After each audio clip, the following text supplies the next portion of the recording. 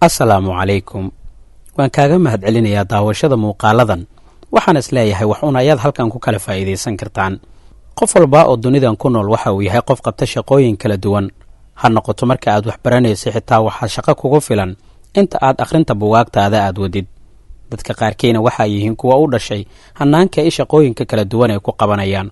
halkan waxaan idinkugu soo gudbin doonaa shaqooyinkoo kooban oo aan isleeyahay waxay yihiin kuwa ugu halista badan dunida in laga shaqeeyo. shaqooyinkan ayay dunida isla garatay inay yihiin kuwa ugu halista badan. waxa ay ka siman yihiin dhinaca walwalka, fekerka badan ee sida xoogga oo qofku maskaxda ugu shaqaysiinayo oo ay u dheertahay dadka ka shaqeeya oo soo jeed badan oo hurdada habeenkii ka maanacda iyo daruufo qallafsan oo sida lagu shaqayn karaa ay adag tahay. bal markana aan eegno shaqooyinkaas iyo waxa ay yihiin. 1. sirdoonka iyo dabagalka. ayna u soo qaadanna shaqada sirdoonka iyo basaasida oo ka mid a kuwa ugu halista badan dunida. waxay shaqadaani ay u baahan tahay in qofka xaalad kasta oo nololeed uu ku shaqayn karo si uu ugu gungaaro xuuraanka iyo dabagalka uu wado. wuxuu shakhsiga arrintan ku shaqeeya uu ku seegaa wakhtiyada cuntada ee caadiyan aadmigu ay cunteeyaan, xilliga hurdada habeennimo ee ugu wanaagsan caafimaad ahaan. waxaana mar walba uu ku jiraa fikir iyo walbahaar. waana shaqo tallaabo kasta oo aad qaadaa guul iyo fadeexad labadaba kuu horseedi karta. waana ay adag tahay sida guusheeda ay joogto ay u noqotaa shaqadan. siday warbixintani ay sheegayso, qofka ka shaqeeya howlaha sirdoonka howl kasta oo uu sameeyo waa mid baaritaan dheer oo soo jeed, feker iyo walwalba uu daba socdo. marka uu baaritaanka dheer, fekerka iyo walwalka badan uu sameeyo ayayna dib ka dhacdaa, taasi oo ilbiriqsiyo gudahood fadeexad qaran iyo mid shaqsi ama guul aan lagu ogeyn natiijadeeda noqonayso. shaqada 2. shaqaalaha gurmadka degdega.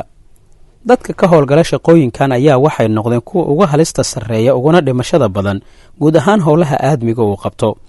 waxaana sida warbixinta jaamacadaha ugu sarreeya dunida ay ka diyaariyeen ay tilmaamaysaa in 3dan shaqo ee iskubahda ah marka loo eego duruufaha dadka ka shaqeeya ka howlgalayaan iyo xilliyada qalafsan ay qabtaan inay noqotay kuwa ugu horreeya ee dhimashada iyagu halista badan dunida. shaqada 3.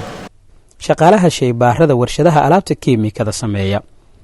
shaqaalaha ka howlgala shaybaarada warshadaha waaweyn ee qalabka kiimikada sameeya ee dunida ayaa safka hore kaga jira dadka shaqooyinka ugu halista iyo dhimashada badan ka shaqeeya.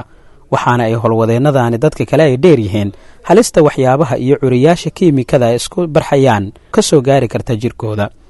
sida baaritaanno wakhti dheer qaatay oo laga diyaarshay shaqaalaha shaybaarada warshadaha kiimikada sameeya ay tilmaameen, sunta maadooyinka kiimikada ah ayaa baaristooda sababta halis caafimaad. waxaanay dadka ka howlgalaa ay ka qaadaan xanuuno daaweyntooda ay adag tahay oo weli aanu aadmigu helin daawooyinka lagula tacaalo. warbixintii caafimaad ee ugu dambeysay ee laga diyaariyey shaqaalaha xarumaha warshadaha shaybaarka ka shaqeeya islamarkaana qaabilsan sunta kiimikada ahi ayaa muujinaysa halista ku gaadaaman oo ay dadkaasi ay la nool yihiin, taasoo ugu dambayntiina geynaysa nolol xumo caafimaad iyo dhimasho degdeg ah. sida warbixin caafimaad oo jaamacado badan ay daraaseen lagu sheegay. waxaan rajaynayaa inaad ogaatay qaar ka mid ah shaqooyinka ugu dhimashada iyo halista badan dunida. waxaa kaloo jira shaqooyin badan kuwaas oo aan idinla wadaagi doono insha allah. waad ku mahadsan tahay daawashadii la socodka muuqaalkan. haddii ay tahay markii kugu horraysa, sabscribe si aad u hesho muuqaalo kale oo ku xiso geliya. mahadsanid.